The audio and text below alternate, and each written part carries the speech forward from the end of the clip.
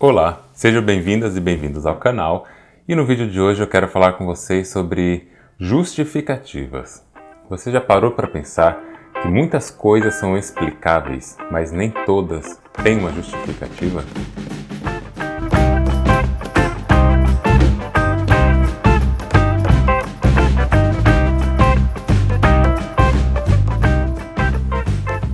Olá! É muito comum no dia a dia a gente querer achar explicações para muitos fenômenos que acontecem. No Ocidente, principalmente, a construção de conhecimento que é hegemônica hoje em dia, século XXI, é a construção do conhecimento científico. E no Ocidente, o conhecimento científico ele tem praticamente uma abrangência total. E quando a gente fala de conhecimento científico, a gente está falando de um conhecimento que busca explicar fatos, fenômenos naturais, fenômenos físico-químicos, matemáticos e assim por diante. Mas a questão é a seguinte, não é porque a ciência e nós cientistas queremos explicar as coisas que nós estamos entregando para a sociedade um conhecimento que justifica o restante. O que eu quero dizer com isso? Se você está lembrado, se você está lembrada, existiram períodos na nossa história que são períodos bastante ruins, bastante amargos para a gente digerir até mesmo hoje, quando a gente pensa como que a ciência foi utilizada para explicar vários fenômenos e a partir daí ela foi usada de uma forma adulterada, de uma forma errada, de uma forma maliciosa para tentar servir de suporte para outros tipos de conhecimentos. Um exemplo que a gente pode ter disso foram os genocídios, as eugenias, como que elas aconteceram, porque a partir do momento que a ciência traz ferramentas para entender a biologia do ser humano, para entender o funcionamento das células, do corpo e as medições anatômicas, uma pseudociência que é do grupo dos eugenistas do século XVIII para o XIX, principalmente, e sobretudo no século XX, essas culturas, vamos chamar assim, eugenistas, essas tradições eugenistas, elas pegavam um conhecimento que era científico, que era forma de medição, adulterava a maneira como esse conhecimento era aplicado e queriam justificar certos fenômenos. Por exemplo, você pode lembrar da época que eles mediam crânio de pessoas, abriam o crânio de pessoas mortas, é claro, abriam o crânio de pessoas brancas, pessoas asiáticas e pessoas negras e mediam, seja através de colocar grãos de arroz dentro ou então de areia, para medir o volume craniano e a partir dessa medição dizer qual era um crânio maior ou menor e a partir disso tudo querer dizer quem era mais inteligente ou não. E é claro que, como isso estava sendo de forma extremamente errada, usando para tentar justificar alguma coisa, a manipulação dos dados elas iam muito mais longe. Elas foram ao ponto de dizer que pessoas negras tinham uma inteligência inferior a pessoas brancas. Por que será, né? Que eles diziam isso e dizem de certas formas até hoje. Porque se vocês sabem, um dos descobridores também do DNA, da forma helicoidal que o DNA tem, ele foi destitularizado, vamos usar essa palavra, ele perdeu os títulos que ele conquistou, com exceção do título Nobel, porque ele dizia que podia justificar e explicar geneticamente por que pessoas negras tinham inteligência menor que os brancos. Ele dizia isso. Ou seja, ele dizia que os negros eram inferiores aos brancos na inteligência por uma questão genética. Ele perdeu recentemente todos os títulos dele. E aqui entra a nossa fala, aqui entra o que eu estou querendo dizer para vocês. A ciência, o conhecimento popular, o conhecimento inclusive religioso, digamos assim, tem vários tipos de conhecimentos produzidos. O conhecimento científico que eu costumo usar nas minhas falas e na minha interpretação do mundo é um deles, mas não é o único e não é o melhor de todos. Ele é um deles que eu escolhi. Mas o problema está, independente do conhecimento que a gente segue, independente daquela chavinha que a gente usa para abrir as portas do entendimento para o mundo, para a vida, o que a gente faz com esse conhecimento? Eu gosto muito da ciência porque é um conhecimento que quer explicar coisas. E é possível explicar, até mesmo historicamente. A gente pode explicar o nazismo, a gente pode explicar a escravidão, a gente pode explicar um fenômeno chamado feminicídio, a LGBTfobia, tudo isso a gente consegue explicar. A gente consegue coletar dados, coletar informações e montar uma explicação teórica, até mesmo uma explicação social ou prática de tudo isso. Mas como que a gente justifica tudo isso? Não tem justificativa. Como que nós vamos justificar, por exemplo, o Holocausto nazista, em que aproximadamente foram mortos 6 milhões de pessoas, 6 milhões de judeus. O número é estimado. Alguns estão entre 5 e outros vão até além de 6. Mesmo assim, é só judeus. Quando a gente pensa na escravidão, que é muito anterior, que durou aproximadamente mais de 300 anos, né? Durou um período enorme, que o número estimado é que seja de aproximadamente 11 milhões de pessoas africanas que foram retiradas de forma forçada do continente e trazidas para outro lado do oceano, para a América, para as Américas. E esse número já foi falado como um número bem menor. Depois pesquisas mostraram que era o dobro da estimativa anterior.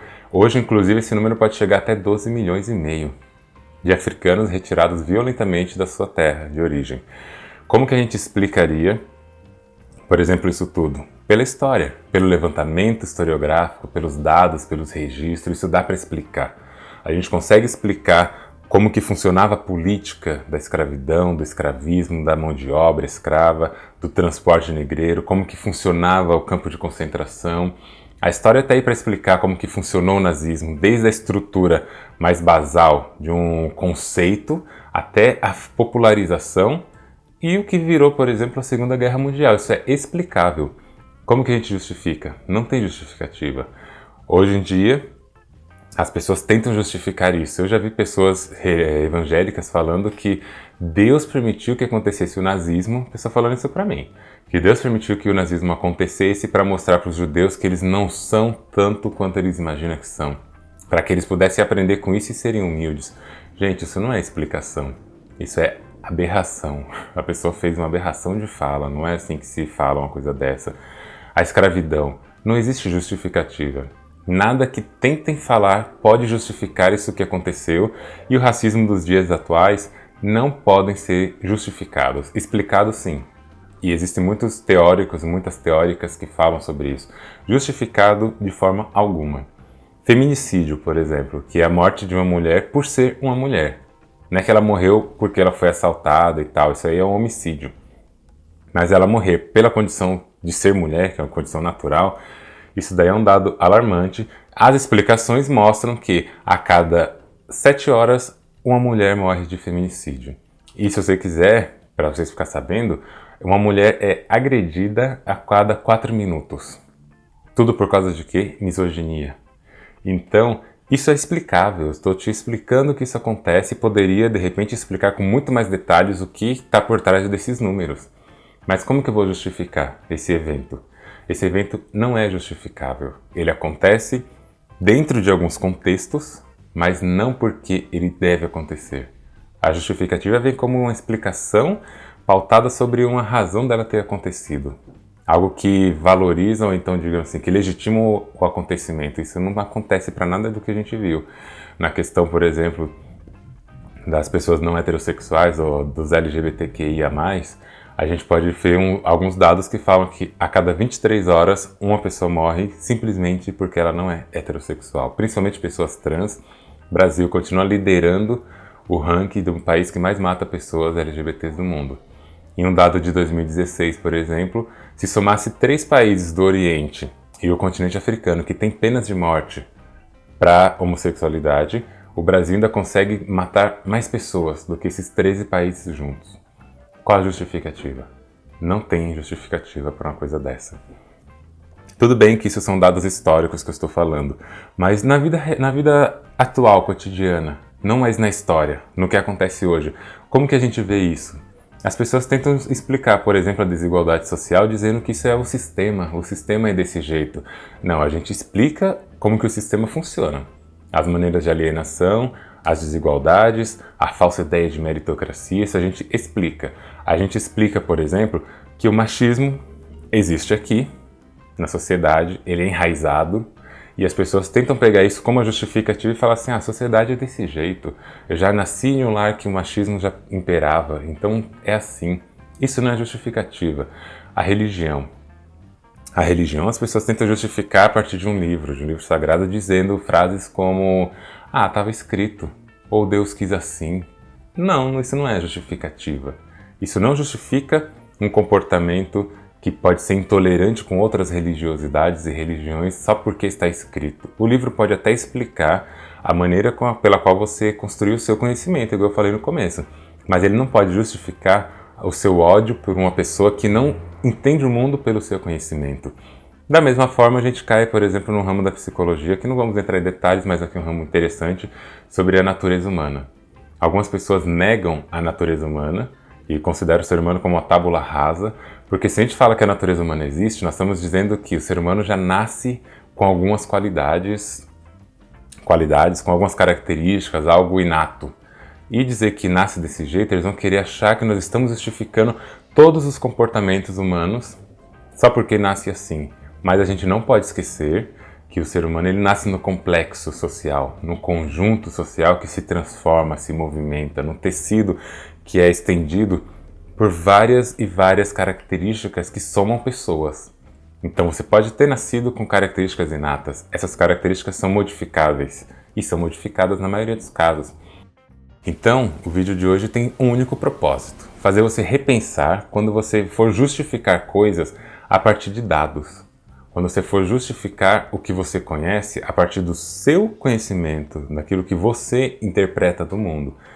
Justificar uma coisa é legitimar aquele acontecimento. Você está dando a razão para aquilo ter acontecido. Explicar uma coisa, explicar um fenômeno, um evento social, você está simplesmente mostrando como as coisas acontecem. É claro que não existe neutralidade. Nunca uma pessoa vai explicar algo de forma totalmente neutra. Ela sempre vai colocar uma fala carregada da sua experiência, porque é ela que está falando. Mesmo assim, dá para fazer isso sem justificar. Você pode ter uma tendência intelectual para alguns segmentos da sua interpretação, mas quando você quer justificar pontualmente, porque isso é assim, por isso é dessa maneira, por causa daquilo, aí é um pouco mais complicado e eu prefiro dizer, pense um pouquinho mais. Pare para pensar se realmente o que você justifica é justificável. Os exemplos de hoje são simplesmente para pontuar e para trazer esse questionamento. Espero que você tenha gostado do vídeo. É uma reflexão rápida, mas é uma reflexão que eu considero importante nos dias atuais, sobretudo porque a gente está vivendo momentos de polarização. E se tem coisa que polarizações gostam é de justificativa. Elas querem ganhar pessoas pela justificativa. Então, antes de sair justificando as coisas, pare para pensar. Pense se realmente o que você justifica está certo, ou se é ao menos justificável. Se você gostou do vídeo, compartilhe com seus amigos e suas amigas, se inscreva no canal e a gente se vê no próximo vídeo. Até mais! Você já parou para pensar?